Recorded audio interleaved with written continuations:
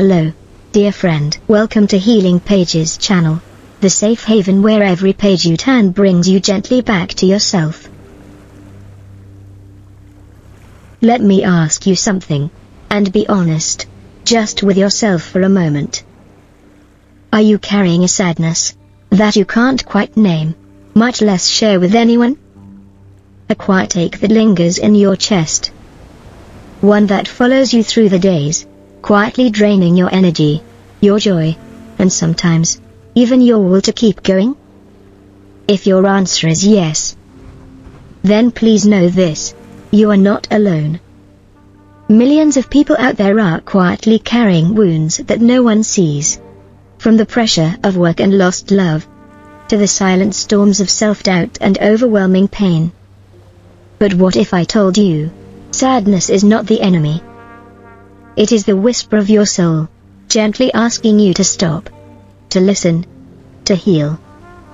And today, I invite you on a journey into the heart of a beautiful, deeply wise book written by Ajahn Brahm, a world-renowned Buddhist monk who has helped millions gently let go of their pain, with a simple, powerful truth. Let go. Let sadness fall away. His book, Don't Worry, Be Grumpy, is not just a book. It's a balm for the weary soul. Through stories full of warmth, wit, and deep insight, Ajahn Brahm shows us not just how to face sadness, but how to rise from it, to return to a place of peace, clarity, and light within ourselves. So, are you ready to let go of what no longer serves you? To release the weight of past pain, and open your heart to a life filled with softness, ease, and kindness? Then come, let's begin, together. Before we dive into the book itself, let's take a quiet moment to honor the man behind these healing words, Ajahn Brahm. Born as Peter Betts in London, he was once a brilliant theoretical physicist. But life had other plans. He left the world of equations and theories, and chose instead a life of simplicity, silence, and spiritual devotion.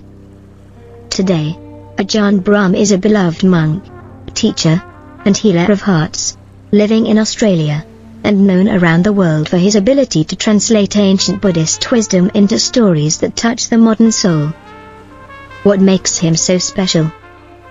It's his gentle humor, his radical compassion, and his ability to remind us, even in our darkest moments, we are still enough.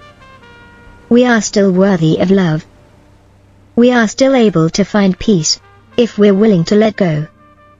Don't worry, be grumpy is the fruit of his years in solitude, meditation, and teaching. And today, we're going to walk through its stories, chapter by chapter. Each one a lantern to light your path back to yourself. Are you ready? Let's turn the first page, together. Chapter 1, Foreword, The Old Monks. The opening chapter of Don't Worry, Be Grumpy is like a gentle doorway that invites us into the quiet, wise world of Ajahn Brahm, a world shaped by decades of monastic life, meditation, and deep understanding of human suffering and joy. It begins not with doctrine or philosophy, but with simple stories full of soul, offering timeless insights into how we might find peace by letting go. Ajahn Brahm starts with a striking metaphor, shooting an arrow of desire. He describes how many of us spend our lives aiming for distant targets, career success, money, recognition, the perfect relationship. We shoot our arrows into the future, chasing fulfillment in some far-off goal. But the real treasure, he tells us, isn't out there, it lies right under our feet, in the present moment. When we stop chasing and simply allow ourselves to be still, we find the deep peace we've been looking for. That's the wisdom the old monks of the forest temples want us to discover, not some mystical secret, but the quiet joy of enoughness, right here and now. From there, Ajahn Brahm shares stories about the transformative power of kindness and compassion. One moving tale is of a former criminal who found redemption through the gentle acceptance of a monk, becoming not just reformed, but deeply fulfilled. Other anecdotes, like a doctor who paid hospital fees with a simple biscuit, or a villager repaying a long-forgotten favor, illustrate how even the smallest acts of kindness can ripple outward in powerful ways. The chapter also gently nudges us to reconsider how we react to life's messes, what Ajahn Brahm calls stepping in dog poo. We all step in our own versions of life's dirt, heartbreak, failure, loss. But rather than getting angry or resentful, he encourages us to simply accept it. Compost it. Let the unpleasant moments become fertilizer for future growth. It's a lesson in equanimity. That peace doesn't come from controlling life, but from changing how we meet it. One of the most beautiful teachings in this chapter is about releasing negative emotions. When someone is angry, Ajahn Brahm says, it's just a passing storm. Instead of reacting with more anger, we can learn to meet it with understanding. He even suggests a playful but powerful technique, writing down your pain or regret and physically throwing it away, like discarding a page from the photo album of your mind. This small ritual helps us make room for more joyful memories. Forgiveness, especially self-forgiveness, is another central thread. Ajahn Brahm shares his own moment of guilt and how it wasn't other people's judgment that hurt the most, but his own. True peace came when he forgave himself. It's a tender reminder that forgiveness is not for the other person, it's a gift we give ourselves, to lighten the burden we carry. In another story, he reminds us not to judge too quickly. Through the parable of a king who lost his finger, which later turned out to save his life, Ajahn Brahm shows how sometimes, what seems like a disaster may be a blessing in disguise. Life is full of twists we can't foresee, so we're better off letting go of rigid judgments and choosing trust over panic. The value of friendship and support is also gently highlighted. In a world that often tells us to mind our own business, Ajahn Brahm suggests the opposite. That we are all connected, and when someone suffers, we suffer too, whether we realize it or not.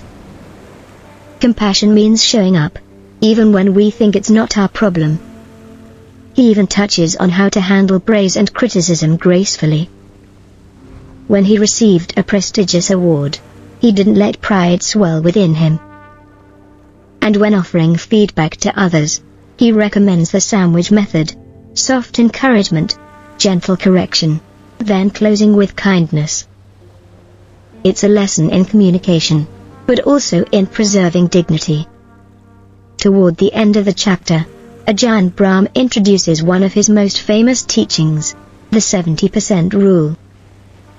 In life, work, and learning, we don't need to aim for perfection. Striving for 70% effort helps us stay motivated without burning out. It's a balance between ambition and compassion, between progress and peace. This first chapter isn't just an introduction, it's an invitation to a new way of living. Through humble stories and Buddhist insight, Ajahn Brahm shows us that letting go doesn't mean giving up. It means choosing what truly matters. Letting go of ego. Letting go of resentment. Letting go of the need to fix or control everything.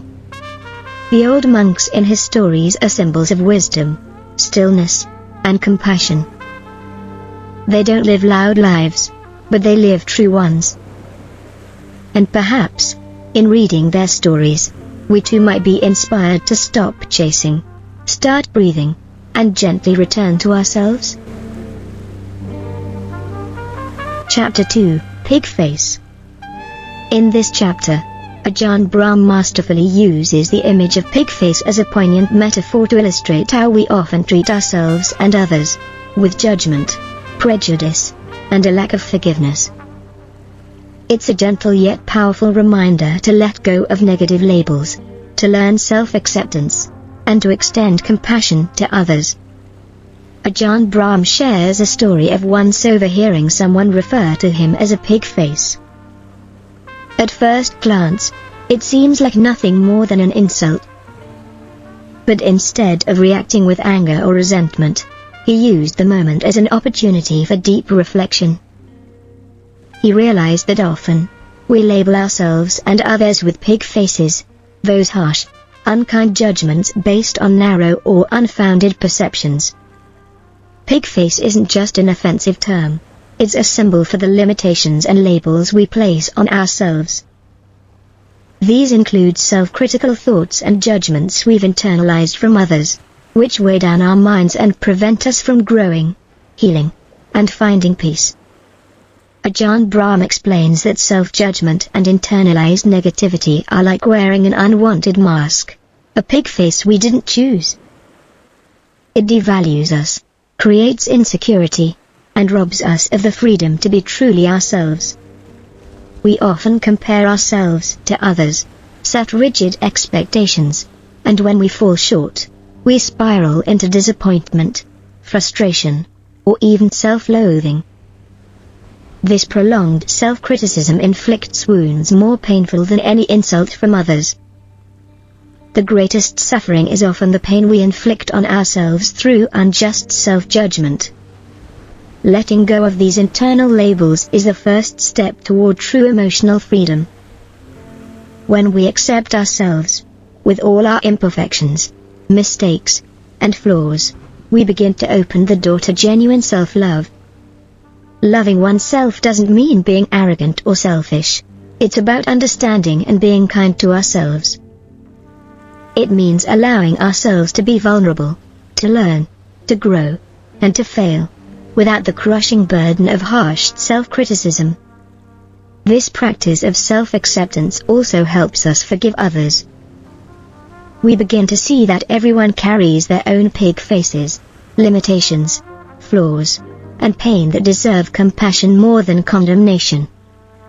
Ajahn Brahm recounts a simple yet profound story about a pig at the monastery.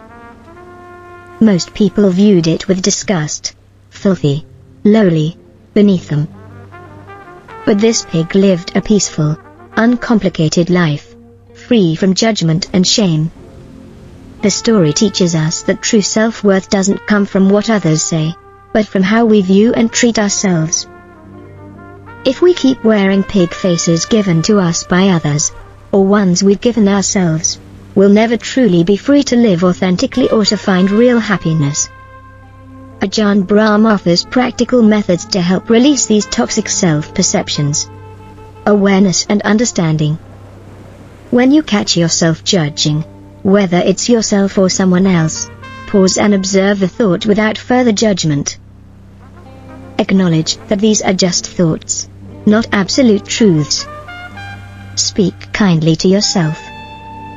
Treat yourself like you would a dear friend, with patience, gentleness, and kindness. Focus on your strengths and even the smallest achievements. Forgiveness and generosity. Learn to forgive both yourself and others. Everyone has moments of weakness or error. Forgiveness lightens the heart and eases the burdens we carry. Meditation and stillness. Regular meditation practice allows you to see your thoughts more clearly, to let go of unnecessary judgments, and to return to a place of peace and clarity. This chapter goes beyond personal judgment. It gently nudges us toward cultivating compassion and acceptance in our daily lives. When we know how to love and care for ourselves, we naturally become more understanding and empathetic toward others. Ajahn Brahm reminds us that life isn't perfect, and neither are we. But it is this very imperfection that makes each of us uniquely beautiful. Letting go of our pig faces brings a lightness, a joy, and a deeper capacity for living. Chapter 2. Pig face is a heartfelt invitation to release the labels, judgments, and critical voices that have followed us for far too long. It calls us to embrace who we are with kindness, and in doing so, opens the path to a more peaceful, meaningful, and wholehearted life. This is an essential lesson for anyone walking the path of personal growth and seeking inner peace. It's a reminder that before we can love others fully, we must first learn to stop waging war against ourselves. Chapter 3. Big House, Small House. Each of us lives a life shaped by the idea of homes, not only the physical buildings we occupy but also symbolic spaces for our inner values, emotional well-being, and how we relate to the world. In this chapter, Ajahn Brahm uses the metaphor of a big house and a small house to illustrate the deeper meaning of wealth, peace, and true happiness. Big house, grand ambitions. When we hear big house, we might imagine luxurious mansions or symbols of success. But Ajahn Brahm expands the term. A big house also represents our grand ambitions, career goals, financial wealth, status, and prestige.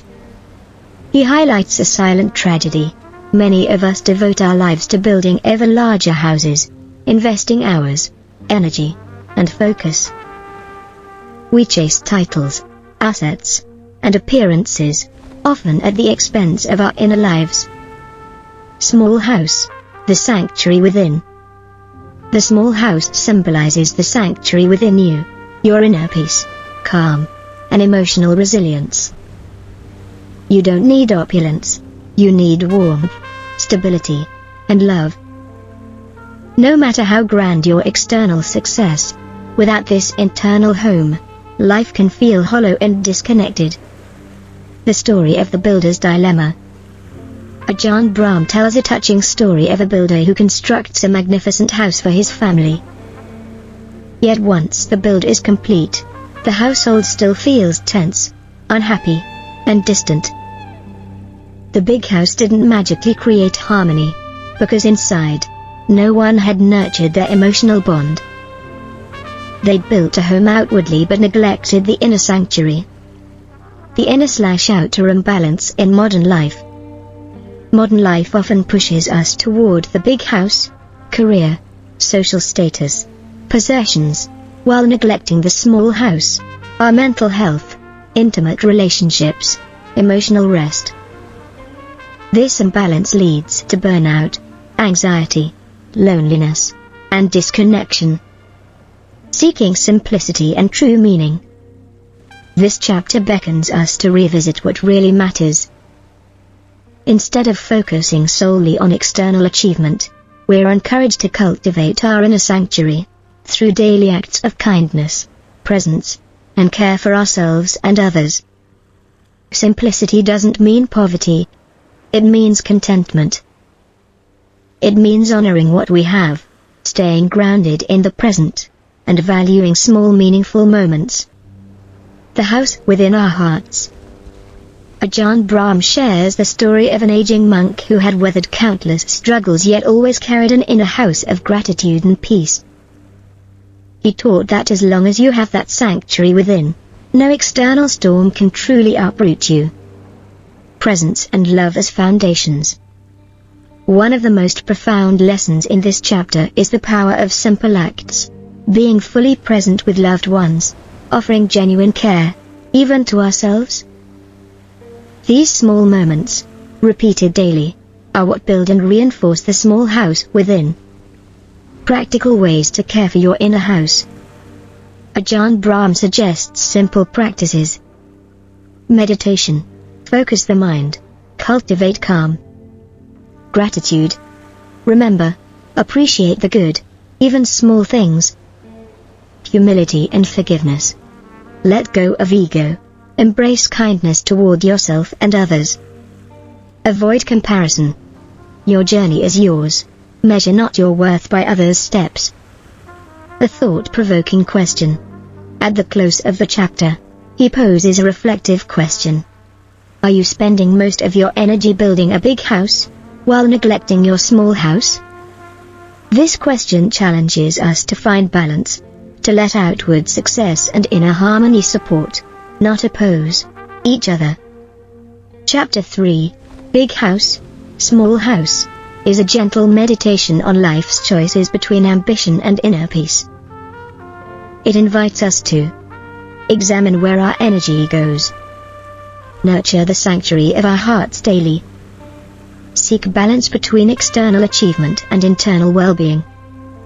Only when both houses stand together, outer success harmonizing with inner serenity, can we experience true, lasting contentment.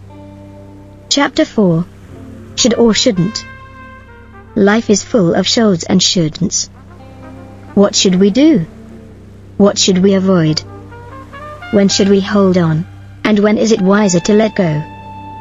In this chapter, Ajahn Brahm gently invites us to reflect on the wisdom of choice, learning to discern between what serves us and what doesn't, so we can walk a path of peace and fulfillment.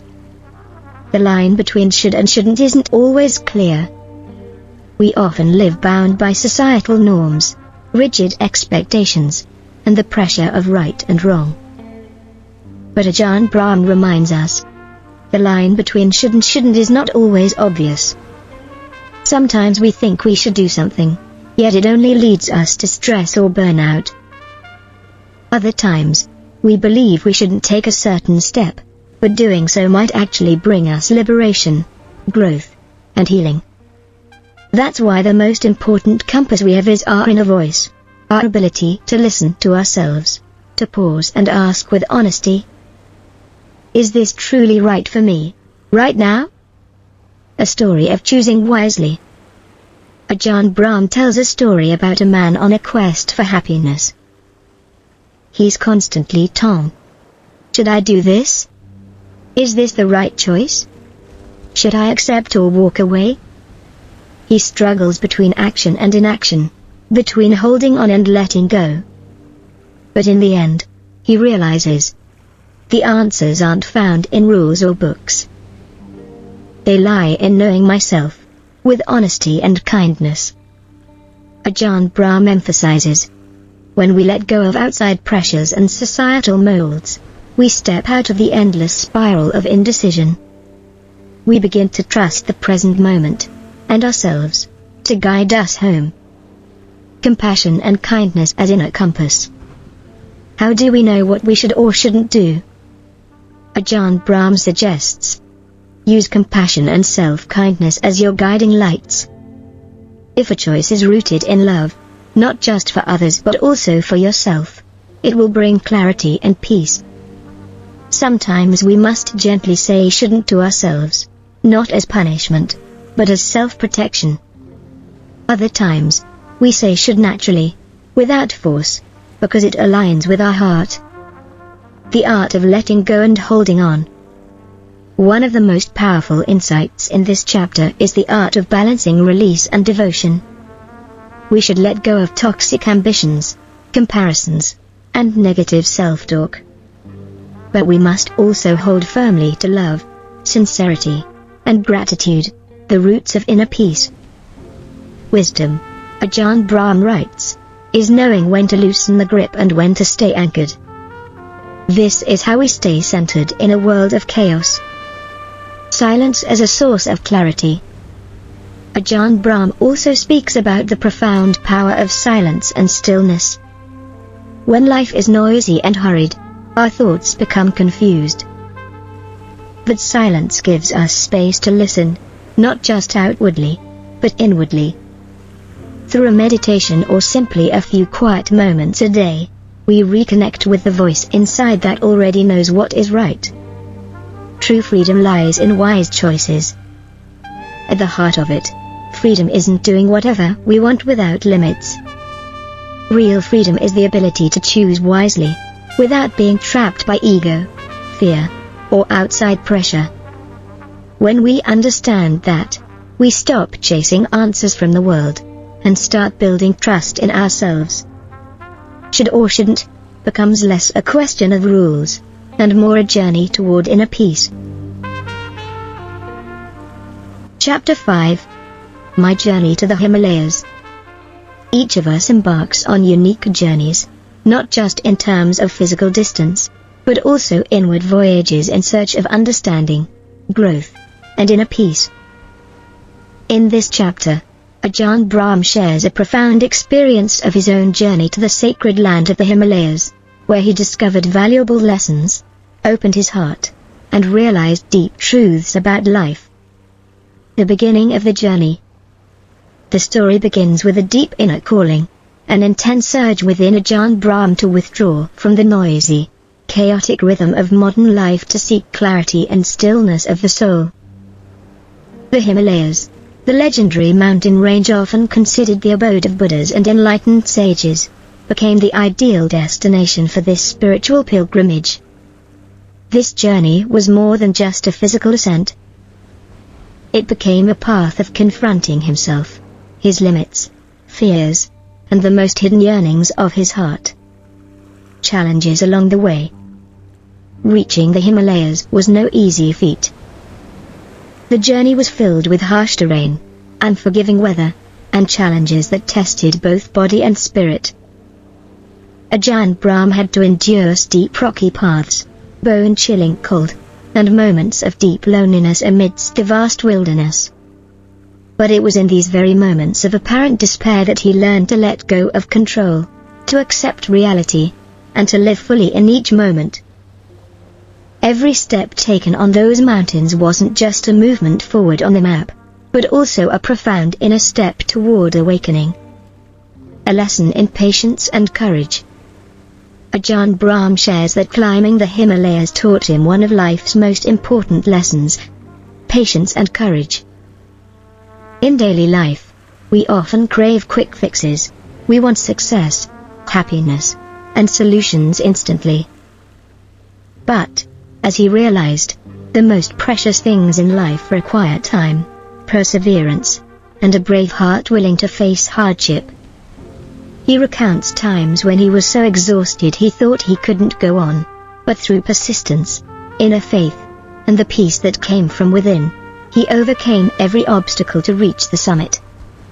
The silence of the Himalayas. A true home for the soul.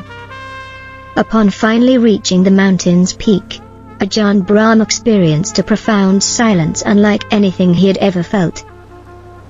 Surrounded by endless skies and clouds drifting like dreams, he felt a deep harmony between human and nature. That silence wasn't just the absence of external noise, it was the purification of the mind. All chaotic thoughts settled, making space for clarity and peace. It was a spiritual state he called the true home of the soul. Meeting the masters and learning from them.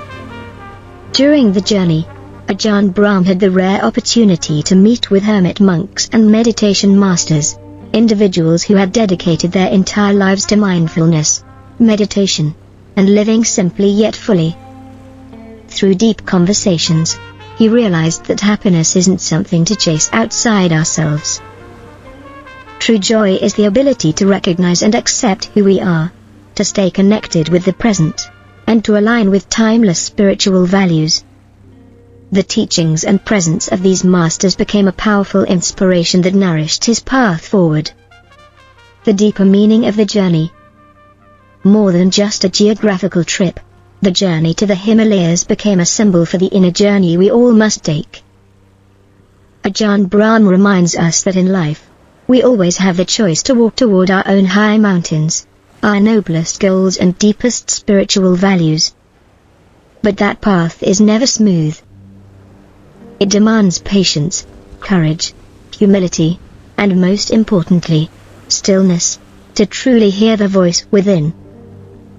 Only by enduring these challenges can we find true peace and lasting happiness. Closing words in a message of hope. The chapter closes with a heartfelt message. Each of us can begin our own journey to the Himalayas. It doesn't have to be a faraway place. It can be the inner journey to peace, wisdom, and deep compassion. Ajahn Brahm encourages us to be patient with ourselves, to face life's difficulties with courage, and to cherish every step along the way. For it is within this very journey that we discover the profound meaning of life, and the unconditional love that lies at its heart. Chapter 6. The Monkey Mind. We often hear the phrase monkey mind used to describe the restless, scattered, and unfocused state of human consciousness. a mind that leaps from thought to thought like a monkey swinging wildly through trees. In this chapter, Ajahn Brahm devotes his attention to exploring the true nature of the human mind, the causes behind its chaos, and how we can learn to tame it to live more peacefully. The ever-jumping mind. An unavoidable reality. All of us have experienced moments when our minds simply won't stop thinking, jumping from one idea to another like a mischievous monkey that refuses to sit still. This constant mental chatter robs us of stillness, creates tension, anxiety, and even insomnia. Ajahn Brahm vividly describes this state, allowing readers to easily see themselves in that picture, the untamed monkey of the mind, always chasing distractions, always seeking, never satisfied. Why is the mind so chaotic? Why is the mind like this? Ajahn Brahm explains that the human mind is evolutionarily programmed to stay alert to danger and seek resources for survival, a trait that was essential in the wild environments of our ancestors.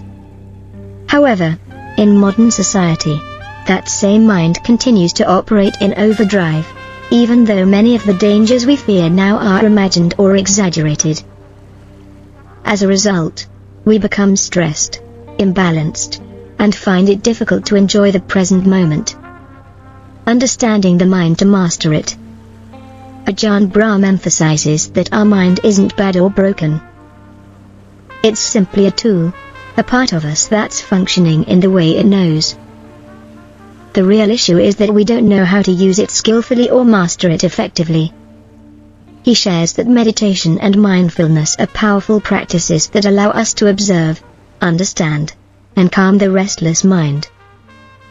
When we sit silently and observe thoughts like clouds drifting across the sky, we gradually learn not to get swept away by them, and to find peace within. The Monkey in the Garden. A story of mental freedom. Ajahn Brahm tells a poignant story about a monkey tied in a small garden, restlessly leaping around because its freedom is limited. When the gate is finally opened and the monkey is released, it doesn't know what to do with its freedom.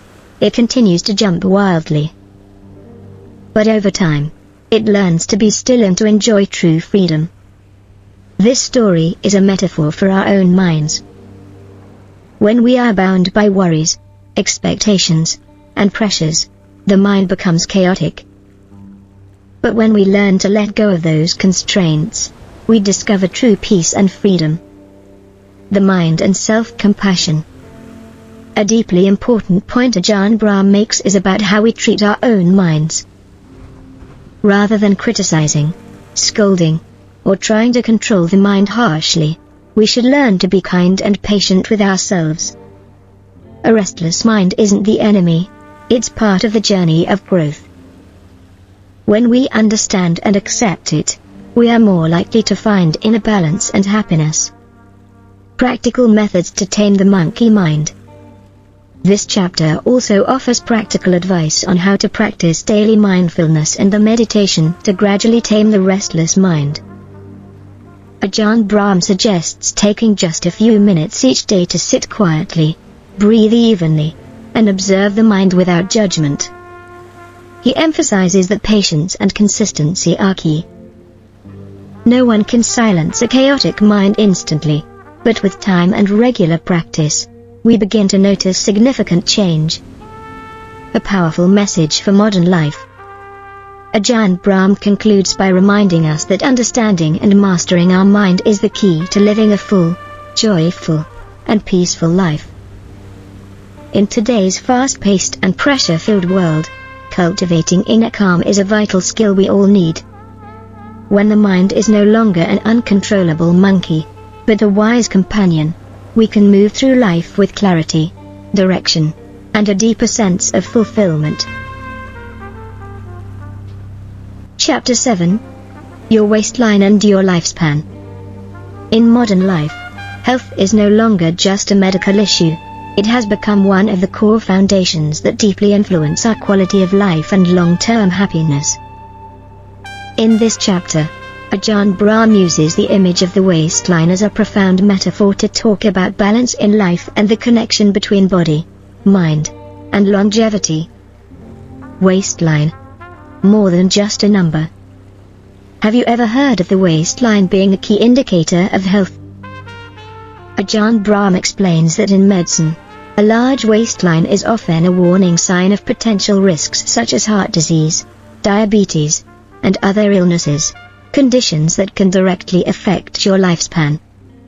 But he doesn't stop there.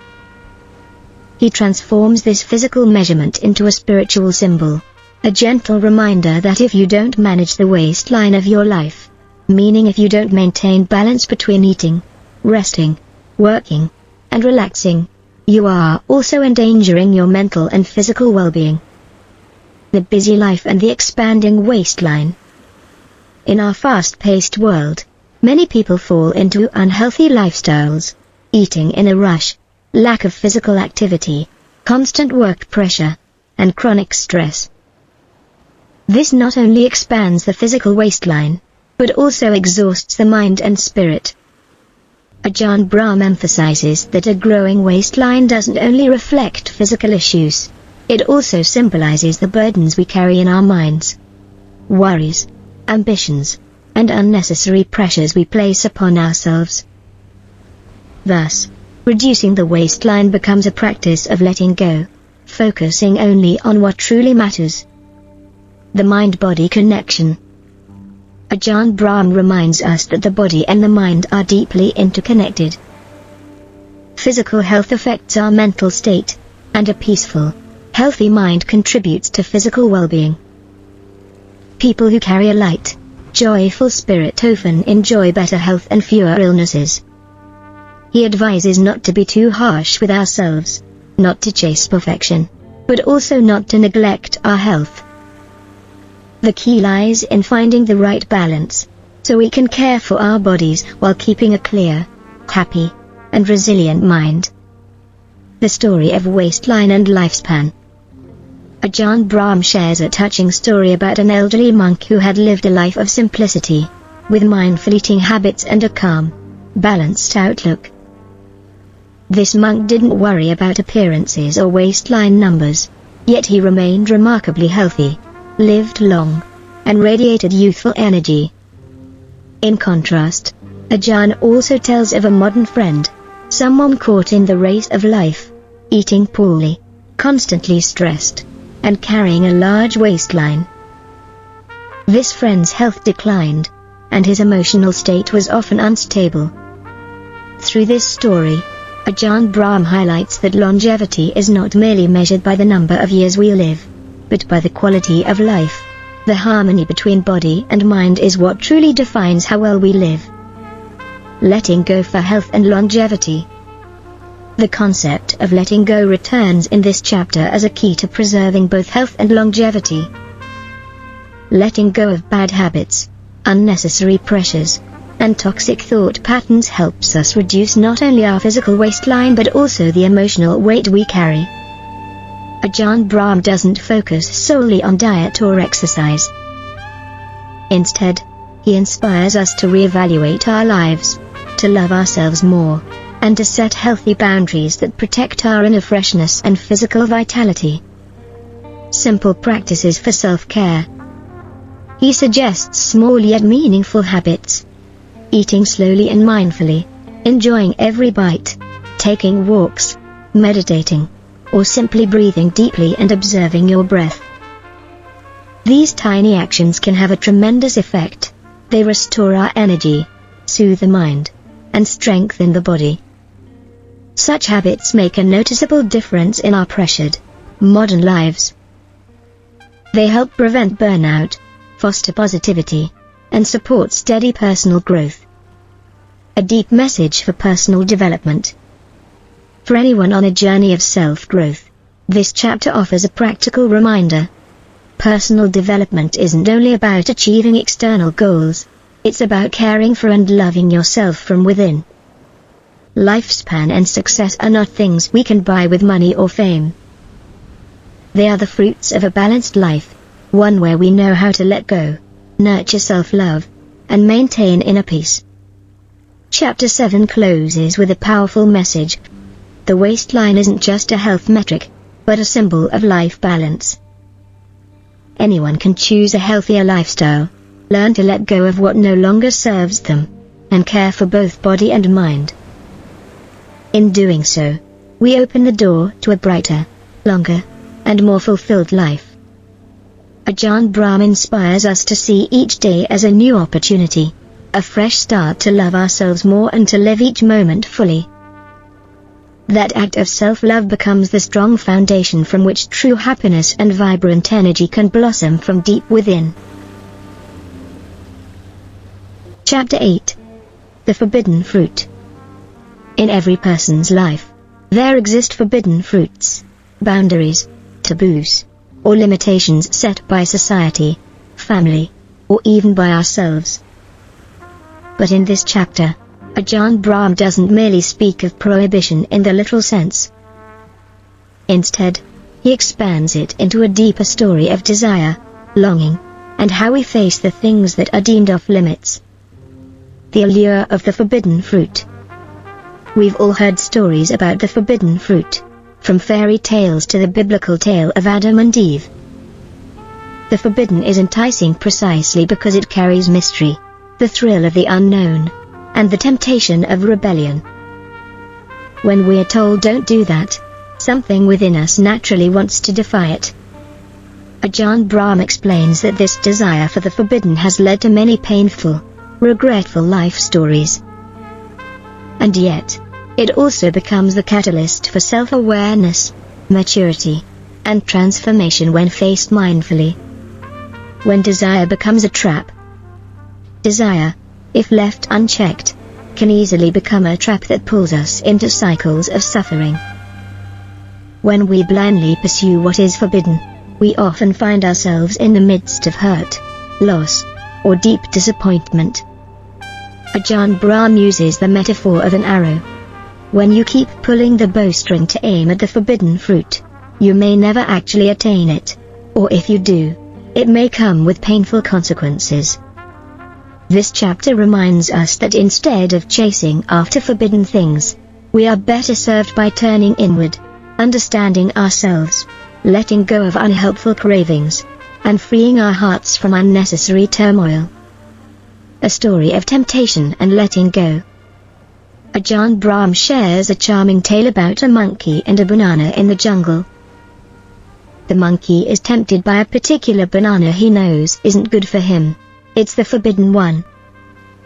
But eventually, when the monkey learns to let go of his craving, he not only feels peaceful, but he also discovers other delicious fruits more suited to him. Through this story, Ajahn Brahm teaches that desire is natural, but wisdom and compassion help us discern what to hold onto and what to release. Facing internal limits. Forbidden fruits aren't always external. Often, the most powerful restrictions are internal. Limiting beliefs, self-doubt, or feelings of unworthiness. These mental constructs can become the greatest forbidden fruit that holds us back. Ajahn Brahm encourages us not to avoid or fear these inner limits, but to face them with honesty and gentleness. By doing so, we discover the hidden strength and potential already within us. Freedom through letting go. The most important message in this chapter is that true freedom comes from letting go. When we're no longer bound by external temptations or internal chains, we experience lightness and peace. Ajahn Brahm asserts that freedom is not the ability to do whatever we want, but the ability to master ourselves, to know when to hold on and when to let go. Self-love and forgiveness. Letting go is closely tied to self-love and forgiveness. When we forgive ourselves for past mistakes, misguided desires, or poor choices, we create space for healing and growth. Loving oneself becomes the foundation that shields us from being ensnared by forbidden fruits. It allows us to live in harmony with ourselves and the world around us. A journey toward inner peace. Chapter 8 concludes with a sacred journey, the path to inner peace. Ajahn Brahm reminds us that life will always present temptations and boundaries, but what truly matters is the path we choose. The path of serenity, mindful release, and love. In this way, the forbidden fruit no longer needs to be feared or resented. Instead, it becomes a valuable teacher, one that helps us grow, understand, and live more fully with each passing day. Chapter 9. Stillness right here. Modern life moves at a dizzying speed. We're constantly swept up in worries, goals, endless schedules, and pressure from all directions. But in the final chapter of his book, Ajahn Brahm invites us to pause, to listen, and to experience stillness right here, in the present moment, exactly where we are. The journey to stillness. Stillness isn't merely the absence of noise. It's a deep sense of peace within the heart. Ajahn Brahm shares his personal experiences in meditation, where he learned not to let his mind be carried away by restless and chaotic thoughts. He describes stillness as not something we seek out in the world but something we return to within ourselves. It's a sanctuary, a sacred space available to anyone, no matter their circumstances. The power of the present moment. Ajahn Brahm emphasizes that life only becomes truly meaningful when we fully live in the present moment. That's why stillness can act as a magical remedy that heals the deepest wounds of the soul. He tells the story of one of his students who was always anxious about the future. Through the practice of meditation and experiencing stillness, this person gradually learned to let go of fear, to cherish the present, and to live a much lighter, more meaningful life. The story of water reflections and the lotus. In this chapter, Ajahn Brahm tells a beautiful story about the reflection of water and the lotus flower. The lotus grows from the mud but rises to the surface in pure, pristine beauty. Water reflections represent the transient, impermanent nature of life. Through this story, he conveys that like the lotus blooming above the mud, we too can rise above hardship by keeping our hearts pure and at peace, even when the world around us is turbulent. Stillness as inner strength. Stillness doesn't just calm us, it empowers us. When our hearts are peaceful, we can see situations more clearly, make wiser decisions, and live with a deeper sense of gratitude. Ajahn Brahm explains that stillness protects us from being consumed by negative emotions such as anger, resentment, or greed. In its quiet space, compassion and wisdom are able to flourish. Letting go of clinging to the past and future. An essential part of cultivating stillness is learning to let go of our attachment to the past and the future, two places where the mind often gets stuck. Ajahn Brahm stresses that the past is gone, the future has not yet arrived, and only the present is truly alive. When we release painful memories, regrets, and future worries, our spirit is freed, and stillness arises naturally. Meditation. The path back to stillness. Ajahn Brahm also shares simple meditation techniques to help readers begin their journey back to stillness. He reassures us that meditation doesn't need to be long or complicated. Just a few minutes a day focusing on the breath and observing thoughts without judgment is enough to start feeling inner peace. He recalls brief yet profound moments of meditation that helped him through difficult times in life, like a trusted companion always there when needed. Stillness in everyday moments. Ajahn Brahm encourages us to discover stillness not only during formal meditation but also in everyday actions, while walking, washing dishes, listening to birds, or simply watching clouds drift by. As long as we are mindful and appreciative, stillness becomes a natural part of life. It helps us rediscover simple joys, love, and gratitude. Stillness and self-connection. Finally, Ajahn Brahm highlights that stillness is the gateway to a deeper connection with ourselves. When the heart is calm, we begin to see the true value of life, not in material possessions or external success, but in love, acceptance, and deep self-understanding. He gently invites us all to take time to listen to our hearts, to find stillness right here, right now, and in that silence, to discover the peace we all long for. In summary, Chapter 9 Stillness Right Here is a profound reminder of the value of inner peace in a fast-paced world. It encourages us to let go of unnecessary worries, appreciate the present, and return to stillness as a way to nurture the soul, grow as individuals, and sustain a positive, healing energy. This is the greatest gift we can offer ourselves on the journey of life. Ajahn Brahm has gently led us through a healing journey, from recognizing sadness, accepting wounds, letting go of the past, to fully living in the present and loving ourselves. You see, this journey isn't a straight path, it's a series of small, sometimes slow and difficult steps, but each one is real and deeply meaningful. If you're feeling hurt, anxious, or depressed, remember, you are not alone. There are wise teachings and compassionate teachers like Ajahn Brahm who are always ready to walk beside you. Let these pages be a guiding light, and allow yourself to be healed, day by day. Thank you for listening. If you found this video helpful, don't forget to hit like, subscribe to Healing Pages channel, and join me in exploring more healing stories in the next videos.